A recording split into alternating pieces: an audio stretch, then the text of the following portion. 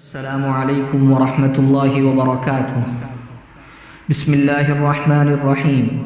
الحمد للہ رب العالمین والصلاة والسلام علی سید الانبیاء والمرسلین وعلی آلہ واصحابہ اجمعین، اما بعد۔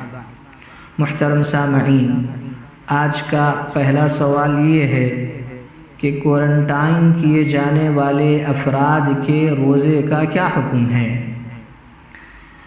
تو اس کا جواب یہ ہے کہ دراصل کوارنٹائن کیے جانے والے افراد دو طرح کے ہیں۔ ایک وہ جو اس بیماری کے شکار ہیں، اور ایک وہ جو اس بیماری میں مبتلا تو نہیں، البتہ احتیاطی طور پر انہیں کوارنٹائن کیا گیا ہے۔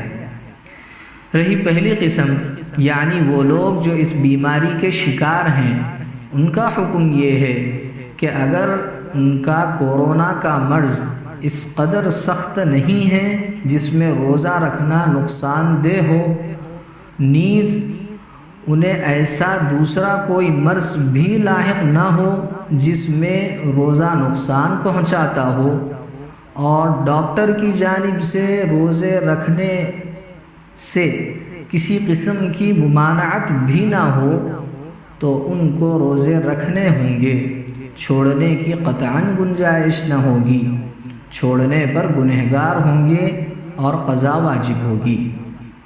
اور اگر ڈاکٹر کی جانب سے روزہ رکھنے کی اجازت نہ ہو اور اس بارے میں سختی بھی برتی جائے تو وہ روزہ چھوڑ سکتے ہیں۔ انشاءاللہ روزہ چھوڑنے کی وجہ سے گنہگار نہیں ہوں گے، البتہ صحت یابی کے بعد ان چھوٹے ہوئے روزوں کی قضا ان پر واجب ہوگی۔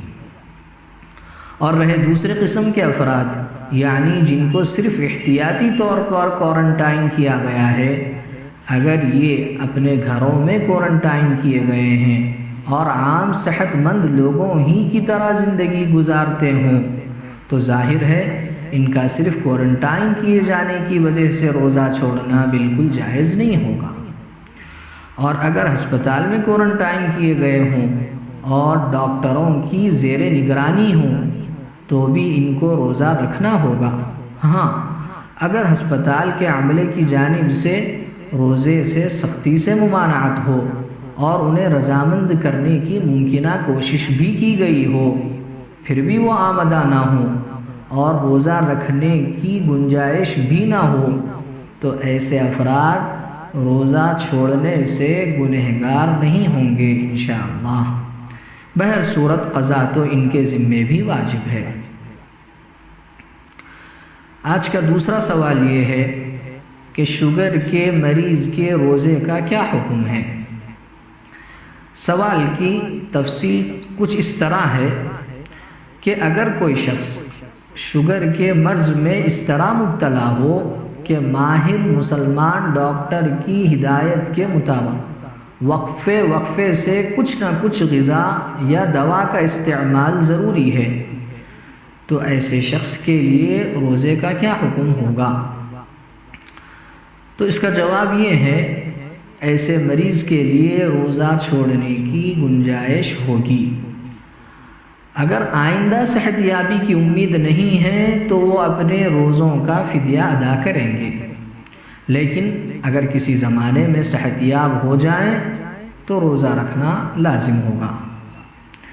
اور ایک روزے کی فدیے کی مقدار ایک صدقہ فطر کی مقدار کے برابر ہے، یعنی گیہوں کے حساب سے احتیاطاً 1.25 کلو یا اس کی قیمت، اور جو، کشمش اور کھجور کے حساب سے 3.5 کلو یا اس کی قیمت۔ والسلام علیکم ورحمۃ اللہ وبرکاتہ۔